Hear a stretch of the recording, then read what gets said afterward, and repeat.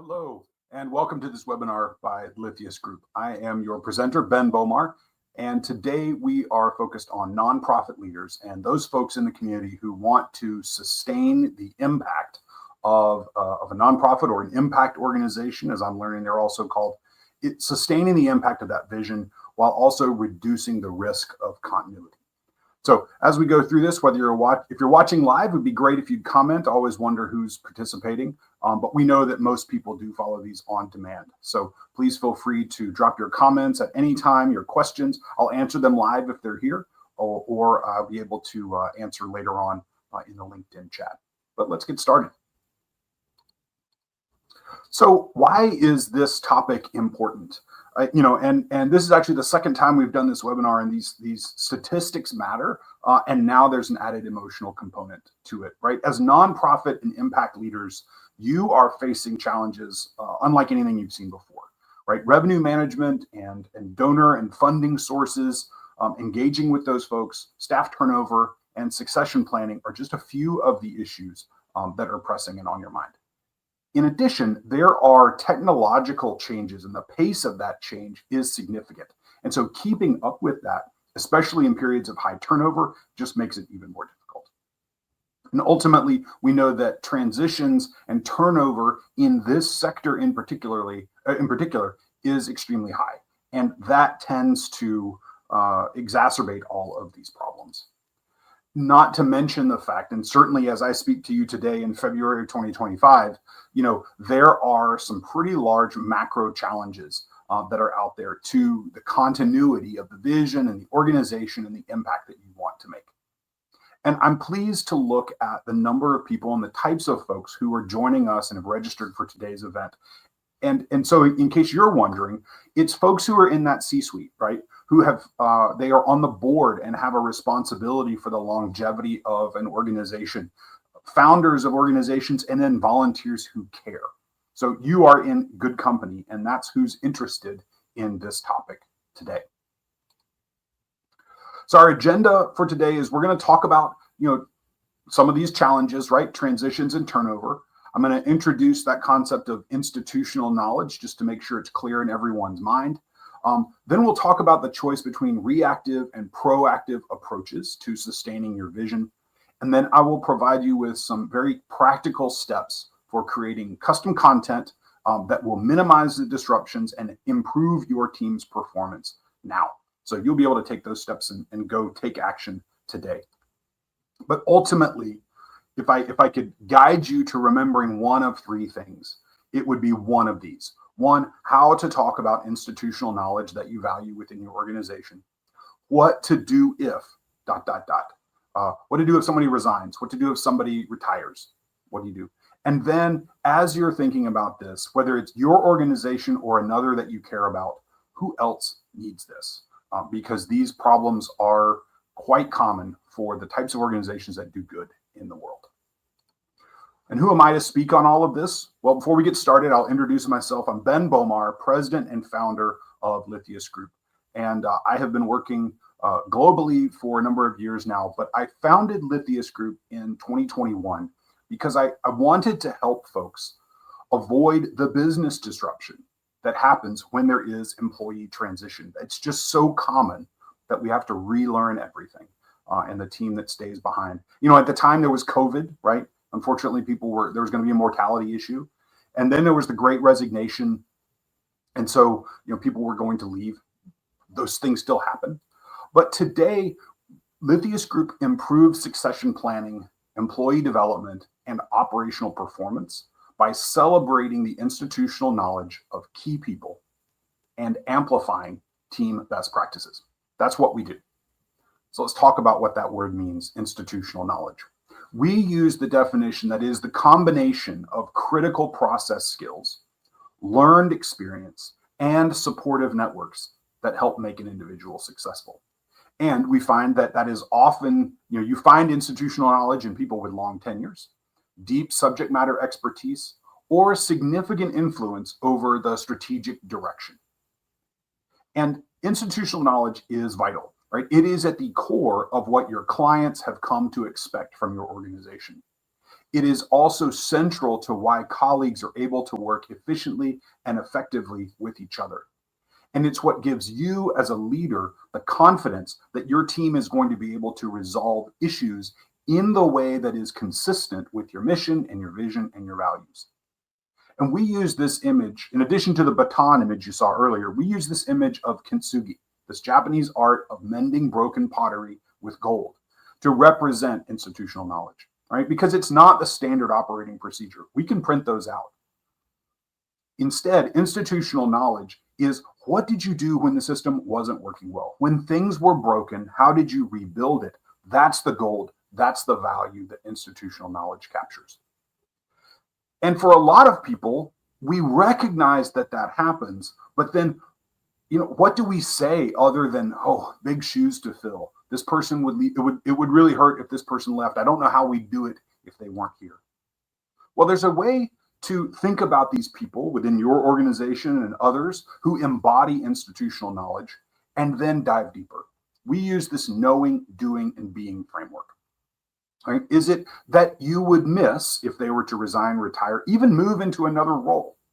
Would you miss their deep understanding of your cause, of your domain, and the context around it? Would it be that you would miss their ability to execute flawlessly? Or is it that they bring some sort of unique essence to the team that really helps drive your culture? And if you think about the issues that leaders within the impact space face, right? Knowing and engaging with your donors and funding sources, performing the key functions with fewer people and more novice people, training on technical innovation. All of these challenges are present in this nonprofit and impact space. And so as we talk about those folks with institutional knowledge, it's not just that we would miss them. It's that we now have the ability to articulate what we would miss about them and how that could impact our organization negatively. So if we know that there is something negative out there that could happen, that is a risk to our mission and our goals, we have to do something as leaders. And you can choose to react, or you can choose to plan in advance. So be reactive or be proactive. And, I chose this image because reactive is all too common. And this image resonated with me, right? It always seems that when I was in a leadership position and someone on the team, there was something unexpected happen, I would be working on my computer and my device would blow up that someone had left. Had resigned, had turned in their notice, was taking on a new role within the organization, something that surprised me. And quite frankly, we have gotten so used to that change that we just accept that resignations and retirements and promotions are just going to happen, and we're going to have to scramble when they do, right? All of the impacts on those things. And my question to you is, if this were to happen in your organization or one that you care about, who's going to notice first, right? When someone changes, when someone's new in the seat, who's going to notice? Well, we know that they will notice. And so there's an opportunity to be proactive. You can get ahead of transitions by accepting the reality that they are going to happen. And then you can ensure the continuity of your organization by understanding and appreciating the knowledge and the capabilities of these key people. And if you think about it, there are tons of ways that the systems and the people that you work with are already elevating to you what needs to be preserved, what needs to be celebrated, and what would be missed. So is it employee engagement surveys? Is it manager reviews? Do you do a 9-box exercise? Do you have succession planning meetings? Are you seeing in the feedback praise from colleagues and clients? These are the signals that something would be missed. And they are the opportunity for you as a leader to be proactive and respond to the fact that you now have this waving flag that there is something that you can address and prepare for. Now, a lot of times, because we wait, when things happen, we just go digging for outdated documents, right? Someone leaves, let's go dust off the job description. We need to provide someone training because they've just stepped into the role. Let's give them the standard operating procedures or some generic online training. But ultimately, we just expect people to drink from the fire hose, right? Welcome to the team. I hope the job description that we hired you for actually is what people need, because it's been a while since we dusted that one off. And so we're going to start adding you to dozens of meetings. While you're participating in those, just try to hang on for dear life. But instead, there are opportunities to create custom content now that you can use later. Content that celebrates employees and does retain and value that institutional knowledge of your best folks. You can make it easily shared, and it's directly relevant. And I want to be clear, you can get the value for it and from it now, rather than waiting for that stressful time when there is a transition. Because wouldn't it be great if everyone on your team was taking advantage of the best practices of the best people on your team today? But people are people. We know that this happens. How would you respond and prepare if you had to? So today we're going to talk about retirements, promotions, resignations, and individual best practices, and what you can and could do if you face one of these situations. Retirements should be proactive. Promotions should be proactive. Resignations, that's going to be reactive, but individual best practices, those are, of course, or could be proactive as well. So let's walk through some plans. When a key person is retiring, and we use the term key person a lot around here, key person being someone who knows a lot about a lot. When they retire, take the time to capture their stories and their institutional knowledge, right? Identify the areas where this person's knowledge is most valuable. Do they have deep history of your donor personas, right? The history of the organization. Is it a core process, an overarching thing that's critical to your operations that they understand? When you have identified what they know, then have them share their stories. Maybe use a recorded Zoom call to have them do that. Encourage a dialogue. Let them dive deep into the challenges that they've faced. Maybe it's the fact that they need to share files. Maybe they need to map out a process that would be helpful. All of that is going to be really important to the opportunity to train others, either as an onboarding or mentoring or proposals, or promotions. Now, once we move into that, then we can talk about what do they do? What is it that they are particularly good at? What is their expertise? You can record the steps. You can create checklists. And there are tons of tools that use AI or just screen recording devices that allow this to happen. And I'll give you this one secret. Ask them what bookmarks they have saved on their browser. It's amazing the resources that we return to time and time again in order to be successful. So when you have someone that you've identified as a key person, you can look at what they know and what they do, and that can be documented. But then when we think about retirements of these folks, we know that they have been a part of your leadership and your culture and the vision. And so again, get them to tell stories about what that contribution has been like. Whether it's a recorded Zoom, or it's some sort of relationship with a mentor or protege, or maybe it's getting them to ideate about what they see as the future. You are giving that retiring person an opportunity to leave a legacy, right? To discuss and celebrate and reflect on their impact, and also to be optimistic as they move on to the next stage in their time as well as yours. Okay, so that's retirements. Now let's look at promotions. When it comes to promotions, I want to focus your eye on the doing piece. And the reason that that's so important is because we know that we're going to have access to this person within the organization, right? They're not going anywhere. They're just going somewhere. Oh, they're leaving their role, but they're not leaving the organization. So we're going to have access to them. So in that case, if you know that a promotion is coming, have that person focus on documenting what it is that they perform, what it is that they do, the tasks, the skills, and the tools. It's the same concept, right? Recording those steps, using checklists and grabbing the bookmarks, and being able to create a plan for continuity that is going to help the next person who steps in that role. It also has the double benefit of enabling the person who's being promoted or moving into a different role to not have to have one foot in the old role, right? They're able to fully get into and embrace and engage in their new opportunity and not feel sort of dragged back into the, well, how do I do this and how do I do that? And constantly being pinged for advice. So if you can grab the to-do, the doing, do that first. Next, grab that knowledge, the context of the area. Again, have them tell stories, share the files, map out processes or deep understanding of things. Make that available to the person who succeeds them. And you might be thinking, well, wouldn't I need to do this for the role that they're stepping into? Yes, that would be ideal. Lastly, I want to say that you can give yourself a break. You don't necessarily have to capture the being part when you're preparing for someone's promotion. And the reason is that they're still going to be around. They're still going to be continuing to contribute to the culture and to adding something to the organization. So give yourself a break. You don't have to document everything at all times. The third situation is resignation, and quite often that is reactive. That's just natural. But when you receive that resignation, it can feel like a wake-up call, right? Especially if it is regrettable.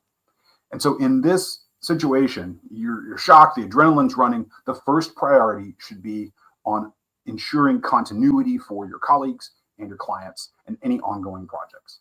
And so you really want to look at the calendar by developing what is going to happen in the next 30, 60, 90 days, right? Document any of the upcoming meetings that might be there, any deliverables or deadlines or expectations of responses from others. And that's going to be able to help whoever you hand these duties to have a better, smoother handoff. The next question is, do you actually trust this person anymore? And I've done topics and webinars specifically focused on resignation. So please check out our LinkedIn page if you're interested in that. But trust is key, right? There's a concept called the trust equation. And what undermines trust is self-orientation. High self-orientation undermines trust. And quite frankly, when someone chooses that their future is not going to be with your organization, that does a number on trust. It's okay. Even if you like this person, it still harms trust. It's just biological almost.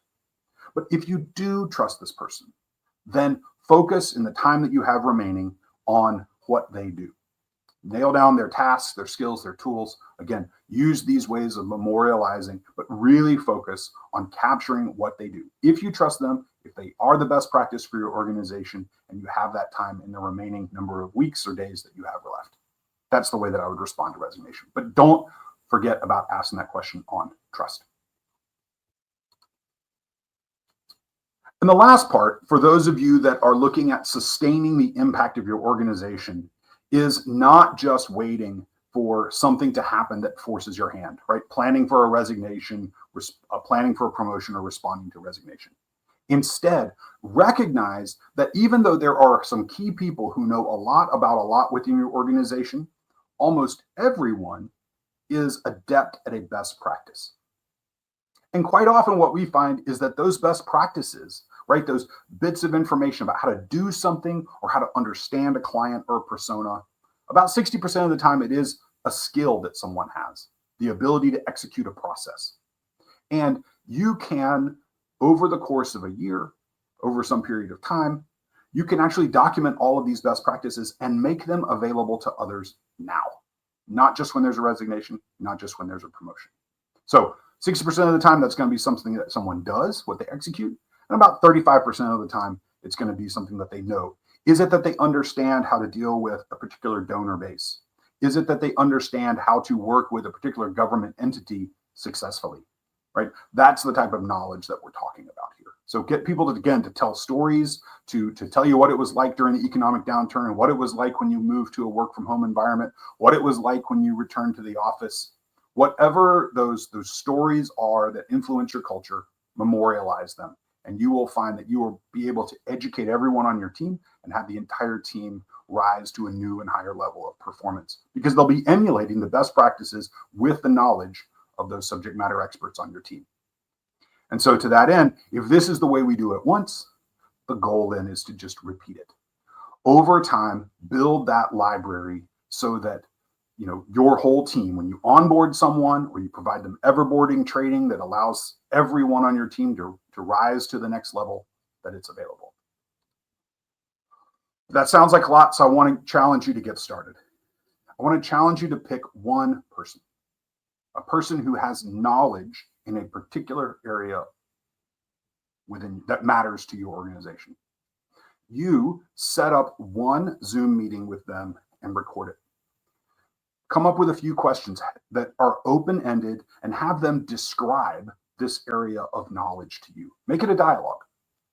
From there, create one document, just a one-pager that captures the major insights that were important to you, that you learned during that conversation. Then find someone on that team or a related team and share that document and the recording with that high potential team member, someone that you trust. And then circle back with them, celebrate the expertise of the person that you talked with and the willingness of that learner, that high potential person, to learn in a new way, and ask for their feedback. I am confident that going through this one exercise will help you recognize the power of documenting and sharing institutional knowledge within your organization. And we know that this can be successful because we've seen it in action. And so we have worked with, C-suite leaders of statewide nonprofit and impact organizations. One time there was a 9-month runway to retirement, and we were able to help someone document all of the responsibilities of that role. At other times, we've worked with organizations for which government grants represented more than 50% of their funding sources. And yet no one had ever taken the time to document what that grant writing and grant approval process was like. It was all within the mind of a very capable and very passionate individual. But that still represented a risk for the organization. And we've also been able to contribute to merging fantastic organizations where ways of working from one organization were captured and made available to the new whole broader organization, so that there could be greater continuity even during one of the most stressful times for two organizations when leaders and teams come together. So we know it can be successful, and we encourage you to try. We've also seen it, have success across a broad variety of industries. Service and impact, which is primarily what we're talking about today, has been a core of our business. But then it also works in manufacturing settings, healthcare, insurance, any place where there is this nexus of, I need to follow a process. There's a way of doing it. And yet there's a history and a context about how it gets done around here. That's where institutional knowledge is so vital. And that's where documenting it can have the most impact for you. Now, we teach all of these courses and ideas in a way that hopefully you would be able to implement on your own. However, if you find that you need help or one of the organizations that you care about does, well, we have two primary programs. The first is Key Person program, focused on those people who know a lot about a lot, and then Best Practice programs, focused on subject matter experts, expanding the circle of people who are getting celebrated, but reducing the focus onto to that knowledge and to that execution of processes that is so important. And so either way, we are, as we said earlier, able to create custom content. These processes create custom content that informs succession planning, employee development, and operational productivity. And if any of that sounds interesting to you, the way to get started in our STONE approach, survey, target, operationalize, nurture, and embed, is to start with a survey session. And so that is a free, no obligation, 1-hour virtual meeting. Together, we build a roadmap. I ask questions, our team asks questions where we say, we get the names of these individuals and their types of institutional knowledge and the benefits that would come from documenting it out onto the table to create a roadmap that you can execute on your own or execute with our help. Either way, yours to keep. So if you're interested in that, please schedule that time. If that is not helpful, or if you think that this information would be great for someone else, but maybe not yet time for a conversation, email us at info@lithius.com and ask for this Key Person Risk worksheet. It's a way of identifying and quantifying the risk to the organization that the knowledge of your key people represent. And we do that not to scare, but to help focus and to drive your sense of energy around the importance and opportunity that institutional knowledge has for your organization. So with that, we are coming in right on time. I want to invite you to set up either one of these. Of course, you're here on LinkedIn, so thank you. Hope you'll follow Lithius, stay on top of our content. But right now, I just want to say, I asked for 3 things, right? Or I told you 3 things were going to happen. One is you're going to be able to talk about institutional knowledge. I hope that's possible. The second is that you've got ideas for how you would respond if there were to be a resignation. I hope that has rung true for you today. And third, I hope that as we've talked about this, if it's your organization or another, there's someone out there that you think would benefit from this type of coaching and assistance.